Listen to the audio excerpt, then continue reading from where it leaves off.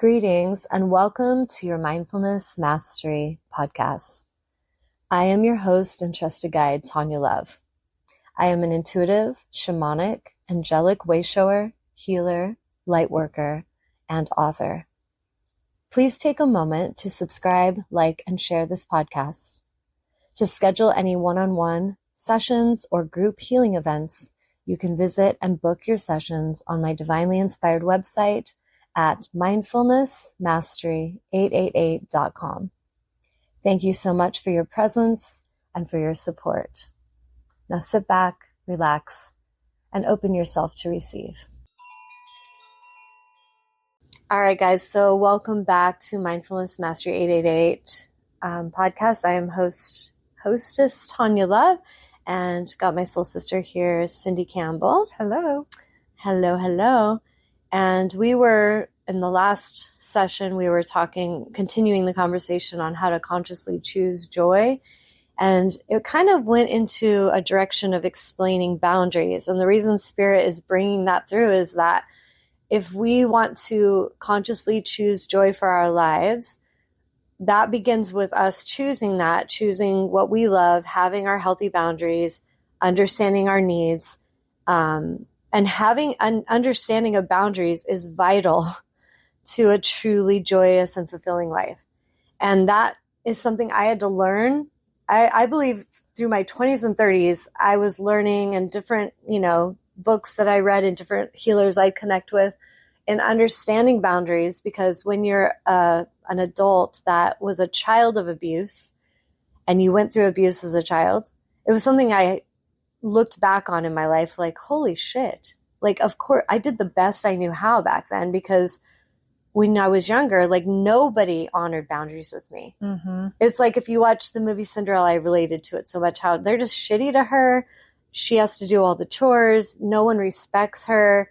They make fun of her. They pick on her. They purposely leave her out, abandon her, betray her. Mm. That was like my childhood. Yeah. So, and not to give it a lot of energy, but the point I'm making is that as an adult woman, I had to see why I attracted certain weird shit at points in my life that I was not knowing how to have boundaries on. Why did I have those friends that were just taking from me, manipulating me, end up running away with my husband? Do you know what I'm saying? Yes. Like, what the fuck, guys? But energetically, when I could see, like, okay, it makes sense, because I never had a right to a voice or a boundary in my childhood. Like, we don't want to hear what you have to say. We will beat your ass if you say something. There was consequences, and they were aggressive and brutal, right? Yes. So if you've had a life like that, and I've forgiven my parents who are now both passed away, and the first sperm donor guy, I just don't give him anything. But energetically in my family, I can see things I went through, what I survived, what I had to heal from. And I also know that that was my responsibility to heal from it. It was not my responsibility what they chose to do to me as a child. As a soul, it was my choice to go there, whether it was from karmic reasons, whatever, and I know mine. But for each of us as individuals, if you wonder why the F you're in this crazy family, or why did you attract this bullshit situation, trust that your soul is working some shit out. There's a reason it chose that family. Yeah. And there's some kind of karmic energy that you're moving through.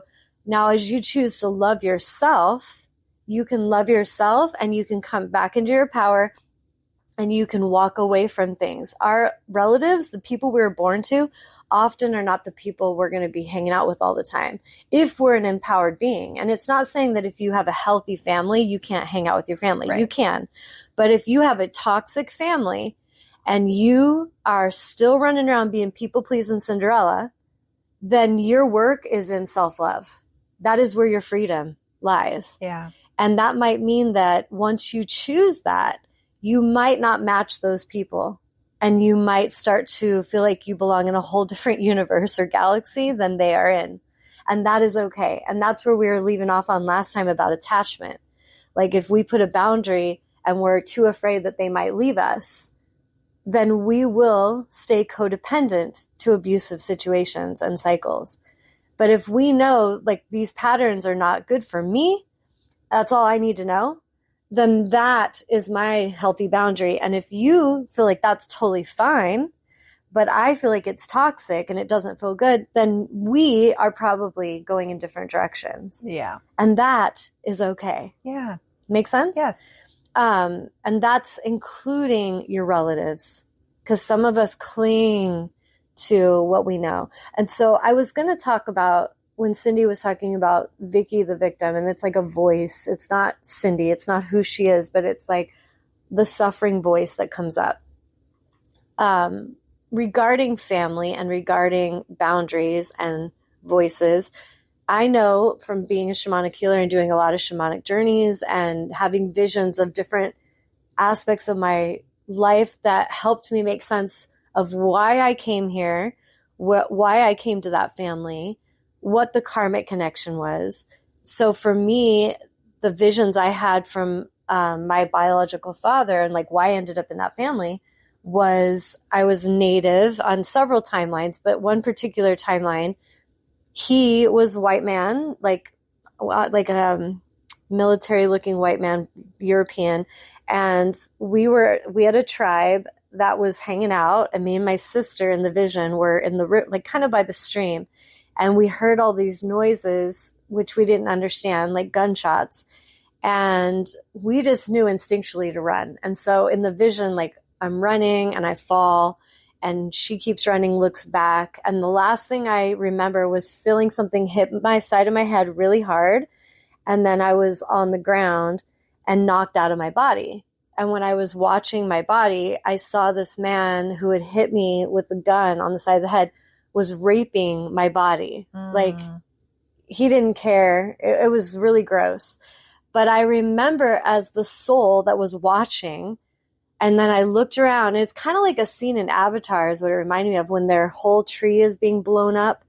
And it's like they don't even know what to do. They don't even know how to process that. Yeah. And they're just crying, and it's suffering, and they're seeing this destruction and this dishonor, right? Yes. And so when I was observing it and seeing my tribe being like massacred, my soul vowed its vengeance. Like, I will be back. Like, I'm coming for you. Right. So in that timeline, I was like a young girl, but on other timelines, I was also Native, and I was a warrior, many of those lives. And other lives that I've seen, I've been a warrior, like fighting for what's right, standing up to injustice, freeing and liberating souls. It's like a thing that we have done many times. Yes. Right.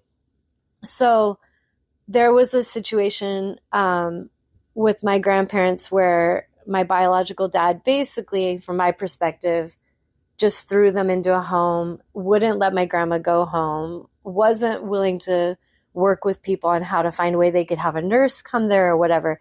My grandmother felt like she was in jail.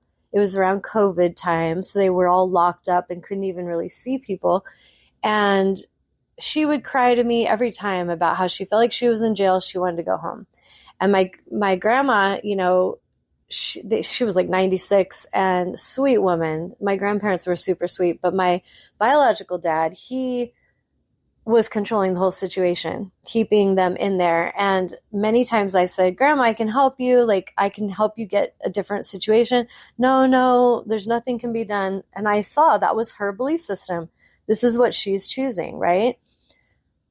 My point getting to the warrior is there was a day I was meditating after their death. So my grandma passed away, and then within 6 months, my grandpa's gone, which I knew would happen quickly. And when the funeral came, it's time for the funeral, my cousins reached out, and I'm not close to these relatives, by the way. I've walked away from them many years ago for lots of reasons. Yeah. But they reached out to let me know. And in the little paper thing in the funeral where it shows like the list of all the grandchildren and that will be that live after grandmother, whatever. Yeah. My birth father, who I just call the sperm donor guy, he basically knew we were her grandchildren. She like basically raised us a lot of our younger part of our life. And he did not put mine or my brother's name in that, just to be petty, to be spiteful. And it really pissed me off because I'm like, that is my grandmother's funeral. Like, my grandmother loved me and she loved my brother. She loved us. Yeah. Like, this would upset her. because she was very much about fair and doing things to show honor. Ironically, her son, not at all, right? But as I processed this, I remember my cousin telling me, and I was like, well, did you say something? And she was like, well, you know how he is. And I'm not going to say names, but she's like, you know how he is. And I'm like, yeah, but did you say anything? Like, I was like, I'm just going to say, if this were to have happened to me and like I was there and he was doing it to you, I would say something. I'd be like, hell no, you need to put their names in there. Like, that's messed up. Grandma would not be cool with that. Yeah. And then my cousin's like, oh, well, you just know how he is. And I just knew, I'm like, this is why I left a lot of these people in the past, because they're cowards. They do not stand up for things. They don't voice themselves. And that's okay. But that is where I came from. And I had to learn that. I had to learn the boundaries. I had to find my voice. Does that make sense? Yes. So with the warrior thing is I was meditating one day after, and I was really upset of how the funeral was being handled.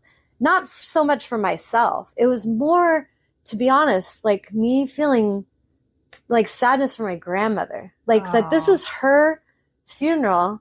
And, and this was part of my emotional human self was getting upset. And then I went into meditation knowing like, okay, how do we detach from this? Yeah. Because this is upsetting us.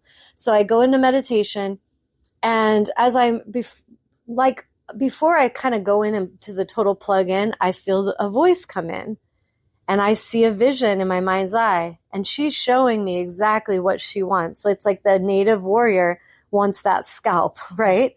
She wants her vengeance on him, which is what she vowed.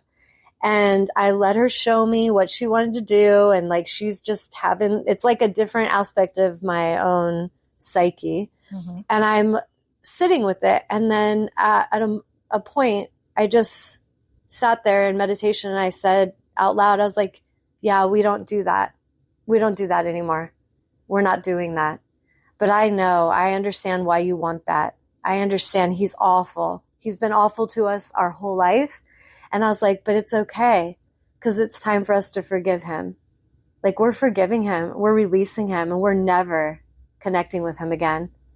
And the freedom in that was me, the higher self me, in meditation, in my stillness, listening to the voice of warrior. We could even understand her, and we had compassion for why she felt the way she did. Yes. Like, she had a lot taken from her.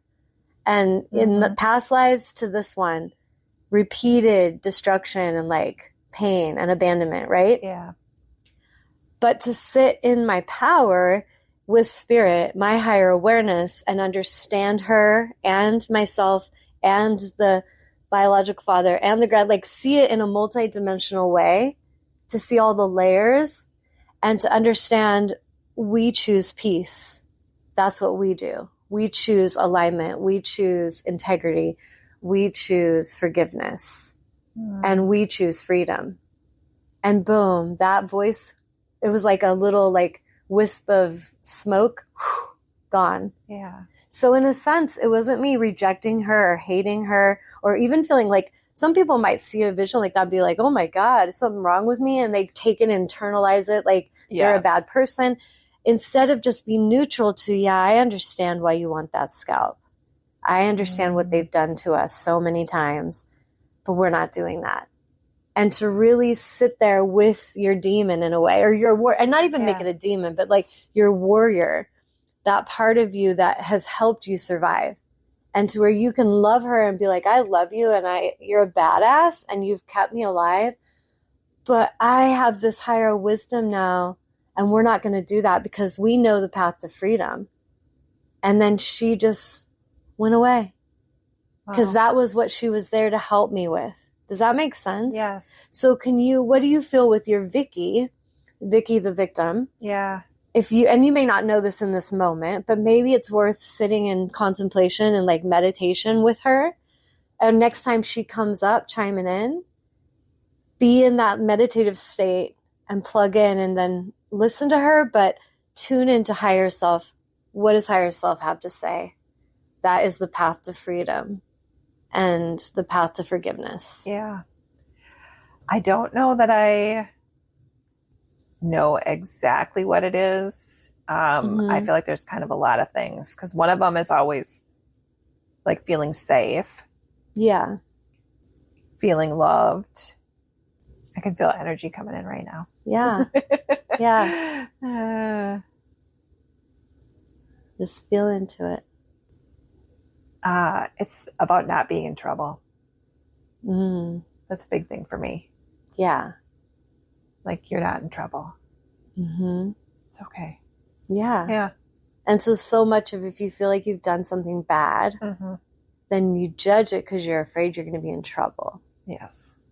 So that's where you're releasing Pamela the Punisher. My mom's name was Pamela too. Pam the Punisher. But you know what I'm saying? Pamela the Punisher coming in to kick your ass. Yeah. But to see like that could have been really young in your childhood connected to being punished. Yes. For just for anything. Sure. Right? A lot of that. To where then you're terrified to make a mistake. Oh, So you give an illusion of like, I'm doing it perfect, but then it teaches you can't ask for help. You can't let them know that you're confused. You can't show any kind of like realness because that will be judged. Yes. So Pamela the Punisher, she like enslaves. Yeah. She's not fun. No. But yeah, so if you tune in on that, what do you feel your higher wisdom has to say to her? It feels like it's okay to be imperfect. Nobody's perfect. Mm-hmm. And it's okay to make mistakes. That's a huge way we learn and grow. I know. Yeah. It's okay to spill the milk. It's like, it's not the end of the world. Yes. Yeah. Yes. And we learn from things. Yeah. Like, well, we can. The thing is we can learn from mistakes if we know that we can learn from mistakes. But if we have something going on, like what you've been holding, and we feel like it is bad to make a mistake and we're bad, then we can't really learn and grow very well. So we really stunt our own growth and our own understanding and everything because we're terrified to even try. Yeah. Because then we'll mess up. Oh. We might make a mistake. It's totally how I've been. Yes. Like at work, personal life, like, or like planning everything to make sure it's perfect. Yeah. And then getting stuck in the planning or stuck in the starting phase and not being able to like follow through because it just couldn't be perfect enough. Yes. Yeah. And what's funny is like, look at here we are creating this podcast and I'm like, let's just start it. We're just going to start recording and it's going to flow the way it's going to flow. Yeah. And that's how life is. And that's what's happening with this podcast. Like we have a water alarm go off. Our dogs bark in one of the episodes. Like it's life and things are going to happen sometimes. And honestly, some of the funny comical moments are the ones that happen because there's no way you plan those. No, and they're so like real and fun. Yes. You know? And so I feel like it's interesting because that's what you're working on and want to heal. Yeah. And then here we are doing this and just jumping in. Yeah. And that's really how Spirit helps us learn. Like, look, you can do it. And you're not really making a mistake. You're learning. You're growing. You know, like if a child's learning to walk and it falls down, do we go over and shame it and go, what the fuck, man? Why can't you walk perfect? Like, who would do that to a child, right? We're going to be like, yay, good job. Come on. Like, you can get up. You can do it. Yes. Right? So I feel like we have to become that cheerleader in ourselves to choose joy. Yeah. We have to be like, you can do this. You're doing so good. So it's like on a day that you're doubting yourself, when we talked in sessions with mirror work and you're looking in the mirror and like, I love you. Like, you're so amazing. You can do anything. I believe in you. But you're saying it in the mirror to yourself, deep eye contact. Yes. That stuff is transformational because you are literally having this discussion with yourself. And it's the inner cheerleader. Yeah. You know, like a baby taking a step is a celebratory moment. Two women creating their own podcast out of just this pure joy and the like guidance to do so and the wisdom nudging, like, do this. There's people need this. That is something to be cheered for. We want to cheer it on and be like, yay, we're doing it. We're doing it. Right? Yes. It was funny. I was hanging out with my little grandbabies and what was he doing? He was trying to do the yo-yo and he was struggling with it. And I was showing him like, here's how you do it. And I'm just showing him again and again. And he's like 3, so he's very little and he's wanting to do it. And so he was just like, I can't do it. And he's getting frustrated. And so he throws it again. And I'm like, look, you're doing it. You're doing it. And I started clapping. He goes, I'm doing it. And he's like, me did it. And I was like, yes. But it was interesting to go from where I could see was getting frustrated, like I can't, to then I shifted it to you are. Yes. And then he goes, me doing it. And he's like, I am doing it. And so even in little children, we have to see that and like encourage them to see what they are doing, not that they can't. Because then you'll get like a teenager that's like, I can't do it. I don't want to. I don't know. And they like shut down. Yeah. They won't even try. Yeah. And so that comes from somewhere. So as adults, it's not our fault what people put us through, but it is our responsibility as adults to heal it, to understand it, to have compassion for it, to have understanding, compassion, and forgiveness for like our parents and for the people around us, our society, but also for ourselves. Yeah. And to realize we are doing it is a very different perspective and voice than I can't do it. Yes. Or I can't make a mistake. Look at children. They're learning constantly from mistakes. They fall off the goddamn table, hit their head. Ow, I don't want to ever do that again. Like everything's like it's kind of messy, right? Right. And then as adults, a lot of us are trained through our parents and their control to be frozen and like scared to make moves. Yes. Because we don't want to upset daddy. Right. Like, fuck that. Like a big part of how we grow is we fall off the table. Like we don't want to. After a while, you like my children, I'd be like, I really don't want you to like touch that stove. It's hot. And I would guide my children. But man, if they don't sometimes want to run up and touch that fucking stove, right? So then they learn like it's hot. And then as a mother, I can be like, well, what'd you learn?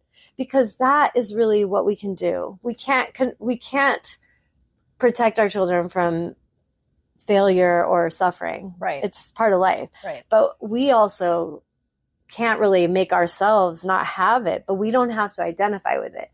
We can learn and we can pick ourselves up again and again. Yep. And keep going. Yeah. And so that's what I got to say about that. Did you want to say anything as we get to the close of this session? No, thank you. It's very helpful. Okay, good. I appreciate it. Yay. So instead of I can't do it, I don't want to make a mistake, it's I'm doing it. I'm doing it. I'm doing it.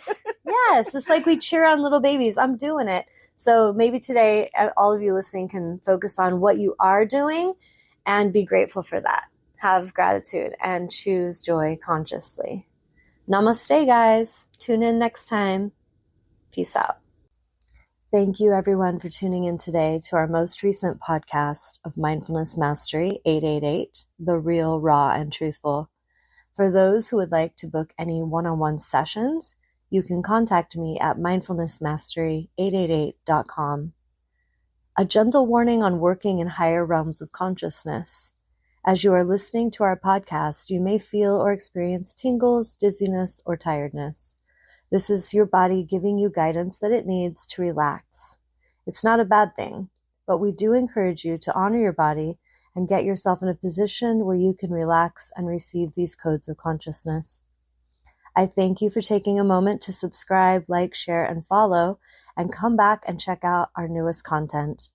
Have a blessed and peaceful day.